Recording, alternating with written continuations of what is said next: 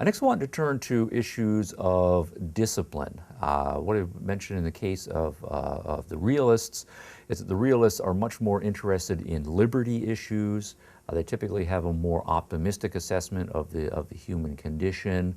And that leads to a very different approach to issues of discipline in contrast to the idealists. The idealists, as we saw last time, typically have a more pessimistic view of the human nature, much more original sin or original badness, and then that then means when we're educating children, our approach to discipline is going to be much different. Discipline is going to be something that's much more externally imposed, and we're more likely to see punishment as an important part of the educational apparatus.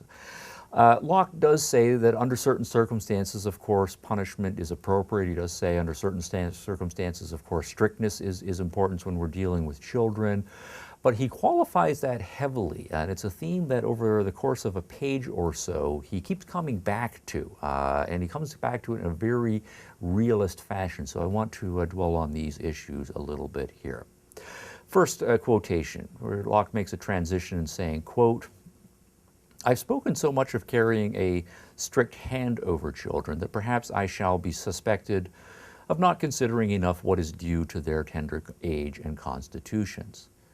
But that opinion will vanish when you have heard me a little further, for I am very apt to think that great severity of punishment does but very little good, nay, great harm in education. And I believe it will be found that ceteris paribus, those children who have been most chastised seldom make the best men." Ceteris paribus, that Latin meaning holding all other things equal. Locke is saying adding punishment to the mix is on balance a negative. It's not going to achieve the desired effects. Instead, we're likely to have unintended consequences. Now, last time when we were discussing idealism, I made a point of reading some passages in Kant, and one of the things that Kant is very strong in emphasizing is punishment and regular punishment in the educational process here. Kant, at that very point, was hearkening back exactly, I am sure, to Locke having written about a century ago that punishment is not a very important issue. So Locke and Kant here are on opposite sides of this divide about the proper place of punishment in education here.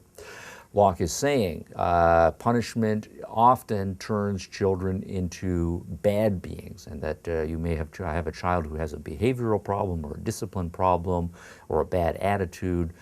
Punishment, if done appropriately and lightly, might be able to help, but laying a heavy hand on is going to make things only worse. Well, of course, that then raises the question, if we're not going to be using punishment on a regular basis, how are children going to learn how to become good, to become obedient when appropriate, and to have good manners and be motivated in the right kind of way?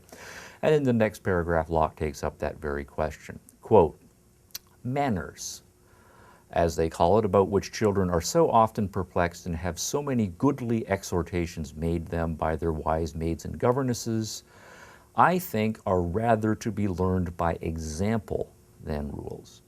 And then children, if kept out of ill company, will take a pride to behave themselves prettily after the fashion of others." So what Locke is saying here is it's not the case that what we need to do is take a whole bunch of rules, lay those rules down on children in an authoritarian top-down fashion, and be prepared to punish them for violating the rules. Instead, children learn by example. That is to say, we as the parents, we as the teachers, we set a good example. The children, using their senses, they observe us and they learn from us. They draw their own conclusions about what appropriate behavior is. And he also seems to be suggesting that there is something in human nature, particularly in the human nature of children, that leads them to want to emulate their parents, to want to be like their teachers. And I think he's referring to examples here where younger children will idolize their mom, will idolize their father by the time they get into schools.